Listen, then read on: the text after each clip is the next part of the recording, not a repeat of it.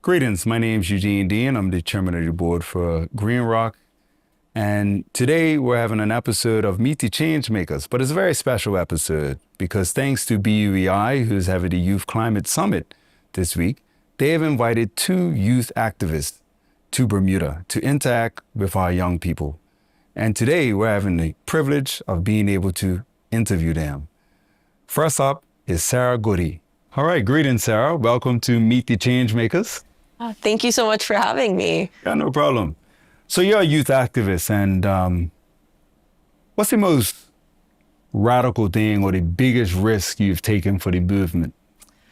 I would say kind of risking my middle school education. So I actually led a 60-week climate strike outside of San Francisco City Hall as a part of the Fridays for Future movement. And this meant that I would skip class every Friday. So I'd stand outside of San Francisco City Hall. I'd have a climate strike that said Fridays for Future and I'm striking for my future.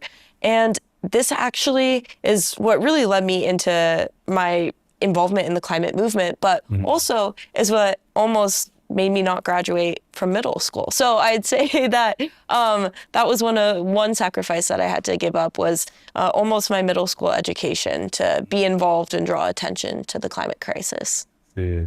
So when you did that, were you doing that alone or were you supported by a number of other students or?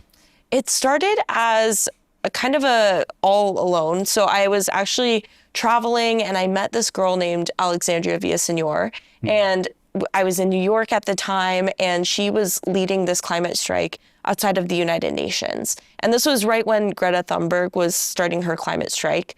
And I decided to join her for that strike. And it was the 2 of us outside of the United Nations, and kind of didn't know what I was doing, but I stood out there and I just saw how much of an impact it had, even if I wasn't necessarily doing anything crazy, but me sitting there for hours on end was drawing people's attention. And actually later that night, Leonardo DiCaprio reposted a photo of us on his Instagram. And I just saw how much of an impact even sitting there with a sign could have. So that led me to kind of bring that back to San Francisco, where I would do those climate strikes alone. I'd invite other young people, but for the most part, it was just me. It was just you. So people weren't willing to skip school? I don't think for 60 weeks, maybe. but for 1 or 2, they would. For 1 or 2, they would do it? Yeah. So in terms of your parents or your family or even your teachers, like what type of feedback were you getting? Were people encouraging you or were people like telling you, are you crazy? Like what was happening? It depended. My parents, they had never been to any type of strike before kind of coming to my climate strike. So they were definitely hesitant when they started getting calls from my principal and from different people at my school that were wondering why I wasn't attending class. So there was some sense of people being kind of skeptical, but I would say there was also at the same time a lot of support. And even while in the school, there was some hesitancy to me doing it. I had people like my science teacher, who was actually the one that helped me understand climate change in the first place. And she was super supportive of my actions. She'd even skip her class sometimes to come join me. So while there was kind of that hesitation from some people, including my parents, I also had my science teacher, and I had other young people who were there and supporting me along the way. So like it wasn't a situation where like the principal like pulled you in the office and said, now, Sarah, what's going on here? Oh, no, they did. They did. They did a few times. And but you kept doing it anyway? I kept doing it anyways because until it became one of those things that they were, really telling me they didn't think I was going to graduate from middle school. But what changed is I started to make media appearances, and I started to have my story shared on more global platforms, and that kind of switched, I think, some of the perspectives of some people within my school administration, and they were able to, instead of seeing my strikes as something that was hindering my education, were able to see that as something that was allowing me to grow as a student and as an innovator. Yeah, we're going to get back to that. Yeah. So if you're just joining us, I'm here with Sarah Goody. She's from Los Angeles, correct? San Francisco. San Francisco, Yep. from San Francisco, California. She's a youth activist, and she's also the founder of Climate Now. You know, just before we get to climate now, I want to tap into what you just said because I feel like it's a very important point. You actually transforms people's view of you. You started off as something very radical, and it's only through your commitment and your consistency that people's view on your action shifted. Because now something that was seen as a downside, all of a sudden you're making media appearances, you know what I mean? You're doing public speaking and things, and they say, well, hold on. This is something that's helping her to develop and grow, you know? But it's only through your commitment that that happens. And I find a lot of times in life, we get into things and you know, we allow other people say, no, you need to stop. Or you get pulled in the office and next thing you know, what happened? I thought you were striking every Friday. Yeah, you know, but the principal told me I needed to come back to school, and then people stop. So you never get to the other side where you actually transform people. Yeah. And I think as a young person, it's very easy for everything to be disregarded as, oh, you know, maybe this is another passion or another, you know, 1 week off thing. And it took a lot of me committing to it and me saying that this is something I truly do care about for people to take me seriously. And, you know, as a young person, there is a lot that's kind of holding you back. I mean, I couldn't vote at the time. I couldn't really run for a government office. I couldn't drive a car. So there's already a lot that was, at least for me, I think lacking in credibility. I didn't have much to show others that what I was doing could have influence or mattered. But once I started to really sustain that action and show people that I was consistent, that I was showing up, and that I cared about this for a real reason, I think that's when my school at least started to really recognize this isn't just someone trying to skip school to skip school. This is someone trying to change the world. And for that deserves some recognition. Yeah, give thanks. So in terms of your target, was 60 days something you set out to do in the beginning, or was that something that you kind of arrived at in the middle? Or like, how did you arrive at 60 days? I would have loved to do more days and more climate strikes, but it did have to kind of pivot when COVID started. But my idea with this was just, I'm going into this striking to raise awareness about the climate, and really until I see radical change that is supporting our climate, especially from leaders in San Francisco and leaders in California, I was committed to doing that for as long as need be. And then when COVID happened, that kind of had to change my course a little bit, because no longer could I really go out and do these climate strikes. So I pivoted to some more virtual platforms where I was doing digital climate strikes, which is kind of harder to do. And then to this day, I mean, I still go to climate strikes every once in a while, but haven't continued with that weekly strike simply because I found other ways to have a meaningful impact. But that was something that was really important to me, was continuing to stay consistent in taking this action in order to show others how much climate change mattered to me and how other people could raise awareness for the issue. So what caused you to get into all of this? Because I'm figuring, you know, you're a young girl growing, you said middle school. You started, you're just a young girl growing up in school, San Francisco. Yeah. Lots of other friends and girls like you. But like, what caused you to turn into this activist? So that same science teacher, actually, I was talking about earlier, who was supporting me on my climate strikes, she was really what got me involved in the climate movement and kind of ignited that passion for me in climate change. So it was, sixth grade. I was about 12 years old, and my science class was doing this whole unit on climate change and really deep diving into what this was and how it was impacting our community. And it just so happened that while we were doing this unit, there was also a wildfire happening just about 20 to 30 minutes from where I lived at the time. And wildfires had always kind of been this distant threat living in California, but it had never impacted my life as significantly as that fire did. And that's because I had friends and family that were evacuating. I myself have really bad asthma, so I found myself in the hospital for days, if not weeks on end. And being there and seeing this impact on my community while also learning about what is climate change and why is it impacting people and how do carbon emissions work? That was like this moment where I said, oh my gosh, this isn't something that's just a buzzword, isn't something that's, in the distant future. It's an issue that's impacting people like myself today. So that was kind of that moment that I said, I need to do something.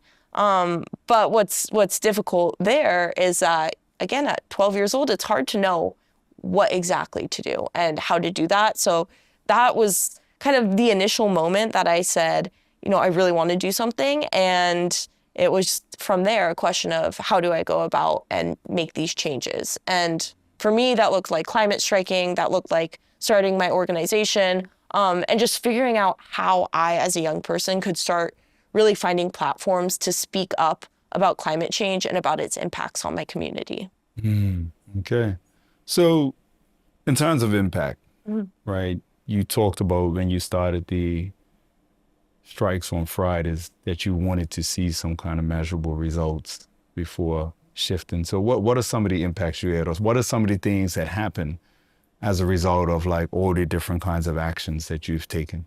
I'd say, it's hard to measure the impact, especially with an issue like climate change, because we're still seeing how, those long-term effects of climate activism are impacting it. And we're still going on all that. But when I think about impact, I really think about the personal stories and the personal connections that I've had with other young people, specifically through those actions. One example I can give is a student named Arya, and I met Arya when I was doing one of these climate strikes. He was with his mom, and they were just walking by San Francisco City Hall and saw me, and Arya was so excited to see another young person that actually cared about climate change and was out there and was talking about this issue. So he joined me for that week's strike and came back the week later, and then continued to stay in contact with me, would start coming to other events that I was putting on and working on. And to this day, I still, 6 years later or something like that, still keep in contact with Arya and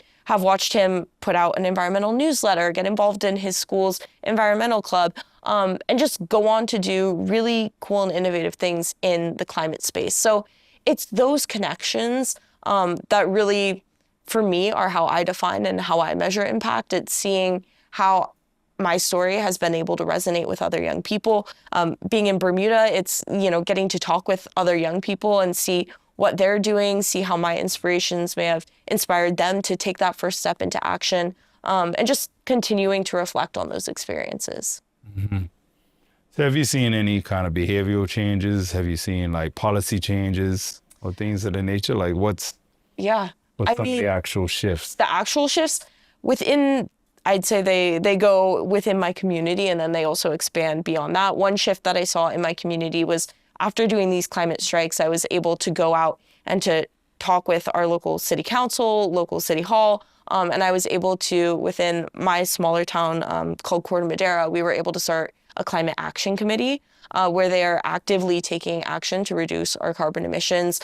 They've drafted up climate action plans yearly now since 2019, and I've been able to really go out and, whether that's changing the types of light bulbs that they're using in our community or making sure that there's adequate EV charging, they've been able to go out and to actually have that impact in the community. So that's one way. I'd say another way is, this is more just a reflection of the youth climate movement as a whole, but just seeing how much conversation has occurred in response to climate change, where I think years ago, this was something that not many young people knew about, that not many people felt they had the power to go out and take action on. And now I'd say that has really shifted, and that more and more young people feel empowered and feel like they are finally starting to have a voice at this table. Mm.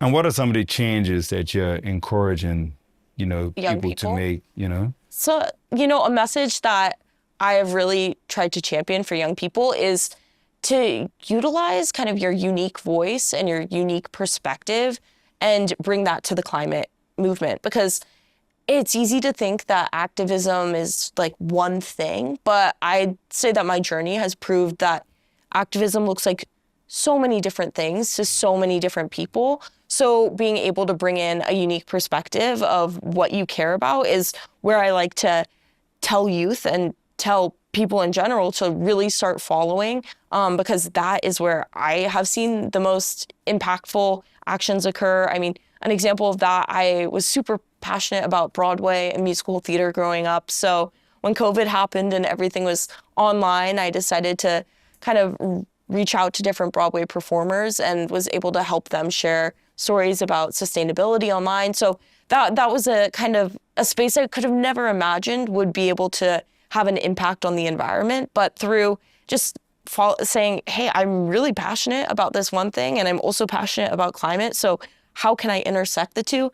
I think that's one way to really inspire action. And of course, there's, the things that you can do in your daily life, and that's recognizing, like, can I lower my meat consumption? Can I lower my plastic waste consumption? What areas, how can I lower my carbon footprint? Yes, I think that's a very important piece. But the other piece is saying, how can I individually be this leader in the movement, and be a climate leader? And I think that specifically is finding that unique passion. Mm-hmm. So who's the most resistant to your suggestions? What did you consider to be your peers or adults? I'd say I don't think there's one specific age group or one specific person that's the most resistant. If I would say anyone, it could be some of my peers, because which is surprising, but in coming to university and going to college, I noticed that a lot of my peers felt actually really hopeless when it came to climate change and when it came to the climate. And I've been fighting for so long, talking about this for so long, that sometimes it feels like, why do I even care about this anymore? So I, yes, have faced some, pushback from adults and some pushback from corporations or that sector. But I'd say that while there are young people that are really excited to take action, there's also a lot of burnout that's occurred in the past few years. I think of young people who just don't feel listened to and don't feel like enough is changing. And that is when I find some people that are kind of resistant to the changes that I'm asking. Yeah? Yeah. So wouldn't that make the adults most resistant? If the children are getting frustrated because yes, maybe that would make I think, I don't think it's like a perfect, I think that there's a lot of resistance that just occurs in all types of people. Well, let's put it this way, right? Yeah. First of all, you're around your peers mostly. Yeah. And your advocacy is designed to shift mindsets of young people. Mm-hmm. But why do you have to do that? This brings up a great point, because you have to think about who's leading and who's, in the forefront. Who's making these decisions in the first place. Yep. And that tells you, it's interesting that you bring that up too, because I think a lot of adults I've talked with recently have been like, well, I'm taking these actions right now and I'm doing X and Y and Z. And I also think it's not about necessarily the individuals, but it's about the broader scope of actions that are happening. And when it comes to young people trying to make a difference, it does reflect on, what age groups are in power right now and the people that are leading, because oftentimes the changes we want to be seeing aren't being implemented. So I'm going to close out on this, right? Yeah. And this is a tough one, right? Yeah. Many people feel like this situation is hopeless, right? Yep. So who's like really the biggest problem when it comes to this whole thing? Like, why aren't these initiatives moving? So you can take it whichever way you like it. Either who's the biggest problem, or what do you feel like if you could shift one thing, like what would you shift in order to allow all the things you're advocating for and things that you're currently having to fight for? Like, what shift do you think would allow those things to just start to flow? Yeah, I mean, it is a tough question, and I don't think I have the right answer to this, but I would say that kind of from hearing what you just said, a lot of that comes from almost hopelessness in itself. I think that is kind of what's striking a barrier, at least what I've seen in the past few years as, like when I was striking, I felt the energy was so contagious, and it felt like every young person wanted to talk about climate change and wanted to get involved. To now, it still exists, but it definitely feels like there's been that kind of level of sadness or grief or burnout and hopelessness. So I think when it comes to a barrier in, taking action, if we stop the fight now, then the fight doesn't continue, and then we can't achieve these goals that we're so excited about. So I think if there's, one thing that could be pinpointed and that I could really hope people can see is that, losing hope, and giving up, that's where it ends, and we can't end there. We need to continue to reinvest ourselves, as hard as it may be, because even though it can feel hopeful at times, I think, me standing here today is a testament that change can happen. And I personally believe that continuing to educate youth and continuing to empower young people and helping them see that their voices matter and that they can, work with those adults, they can make those changes, showing them that there is hope, there's not hopelessness. I think that's where a lot of good can occur. All right, so give thanks. Yes. Thank you very much, Sarah. Thank you. Yes, and she has that popular name, Sarah Goody. Fleurs rolls right off your tongue. And remember, she's from San Francisco. She's visiting Bermuda as part as BUEI's Youth Climate Summit. It's something that's been happening for a few years now, and our young people get a chance to interact with these youth activists from around the world. So thank you, Sarah, for taking time to come to the studio. Thank you for coming to Bermuda. Hope you've had a good experience here. And just to everyone who's watching, just think about the things she said. Think about, what she's learned or what she's demonstrated through her own discipline and her commitment, and the impact that she's been able to have just because of her stick-to-itness.